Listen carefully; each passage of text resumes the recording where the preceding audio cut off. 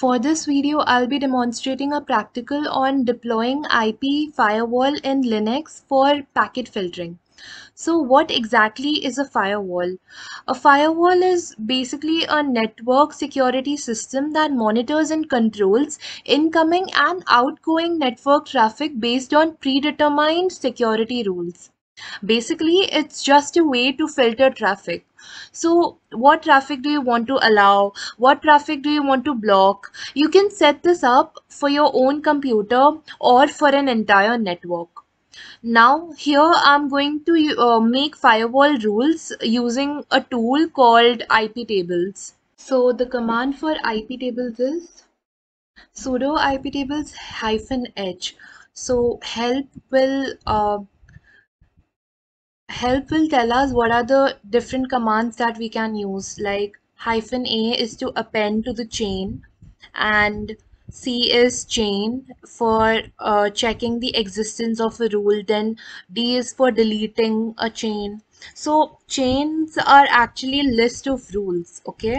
And okay, so this is the one I was looking for.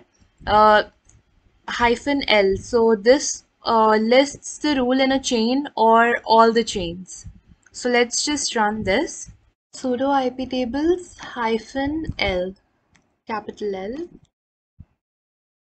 Yeah, so you can see that there are three different ways that data can be sent. So it's input, forward, and output. So basically, whenever any data or packets are coming into your system, into your computer, then it's known as input. And whenever any data is going out, like for example, if you want to connect to any website, so you're obviously going to send a request, that is request, and that is going to be an example of output. And the forward chain filters the incoming packets that will be forwarded somewhere else. Now, I also want you to notice the mode of all these policies, that it's accept, like this is also accept and this is also accept. So basically, these policies have three modes: accept, reject, and drop. So basically, when a packet matches a rule, it is given a target, which can be another chain or any of these special values. So basically, what accept does is it will allow the packet to pass through.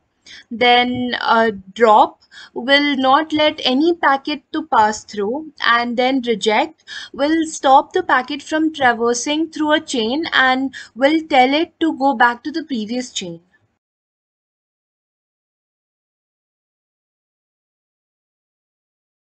Now, what if you want to change a policy from accept to reject or from accept to drop? So let's look for the command. Here under policy, we have -p.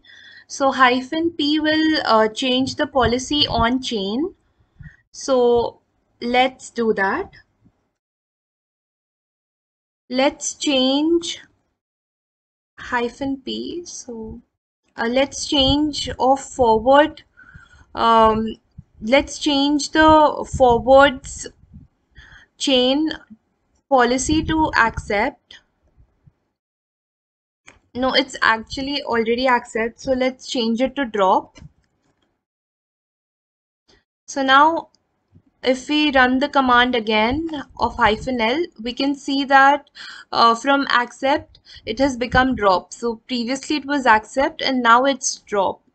So let's make it accept again.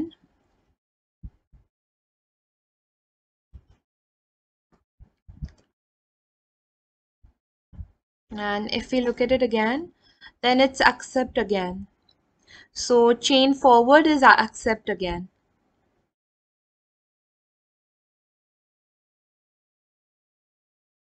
Okay, let's try to include several commands into one rule. Sudo iptables. So we'll use -a, capital A. So this will append rules into any particular chain that we want to. So we'll append it to input chain.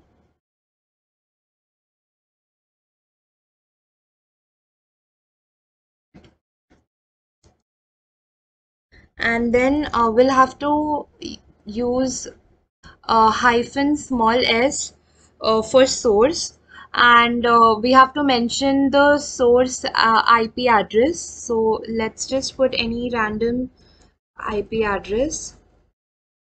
Okay, and then we'll be using hyphen small j. Small j is to jump to the chain with no returns, and onto jump to what? So basically, jump to any target value that we want to apply it to. So we'll apply drop. Okay, so what this command will do is that it will block any packets that come from this particular source.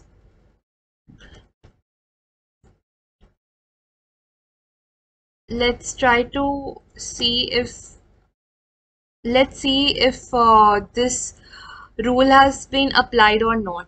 So this particular rule will be appended um, here. So we can see that drop is applied onto this particular source address. So this has been successfully applied.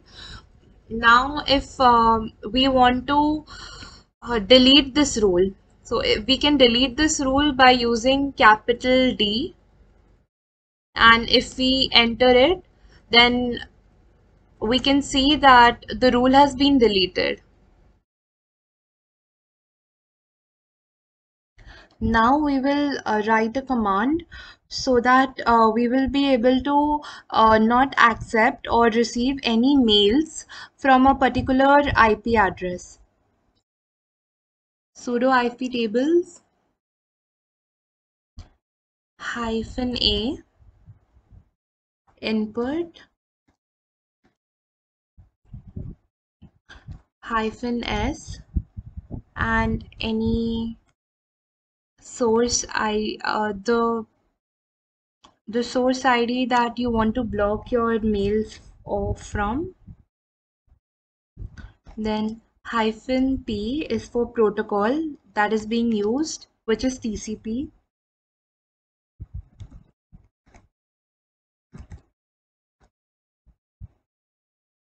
Destination port 25. So 25 port number is for SMTP. Drop. So we want to block it, right? So we will be applying drop. Now let's see if this rule is added to the input chain or not.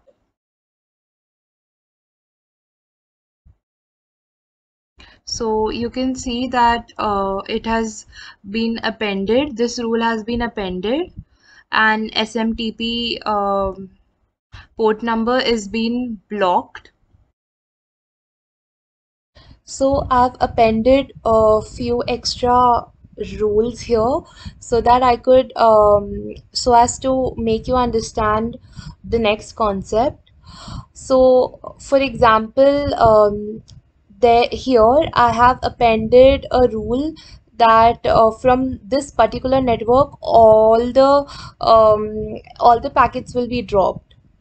But later I've changed my mind that this particular IP address which belongs to this network, this can send me packets and messages, whatever.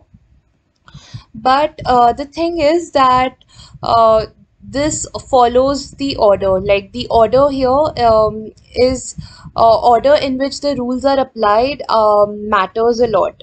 So, for example, if this PC first sees if this first rule is for me or not, so it does not belong to this. That's why it'll ignore. Second one is also not belonging to this particular network, so it'll ignore it. But the third one, 192.185.0.0/24. So this particular IP address belongs to this network, right? And the command for this is to drop. So it'll drop all the packets and will not go further down to see if it's been accepted or not. So that is the problem here. And for that we have a command called hyphen L, sorry, hyphen AI. Hyphen I is for inserting. So what hyphen A does is that it appends any rule that we want to at the last, but hyphen I will insert it at the first. So we'll just see. So hyphen I will be inserting it at first so that the rule cannot be overlooked. So you can see that this command is being accepted and it's showing first. And then slowly all the other commands, like the first command that you see here, this is now the second command. Now the second command. So this is the concept, this is the difference between hyphen I and hyphen A. Thank you.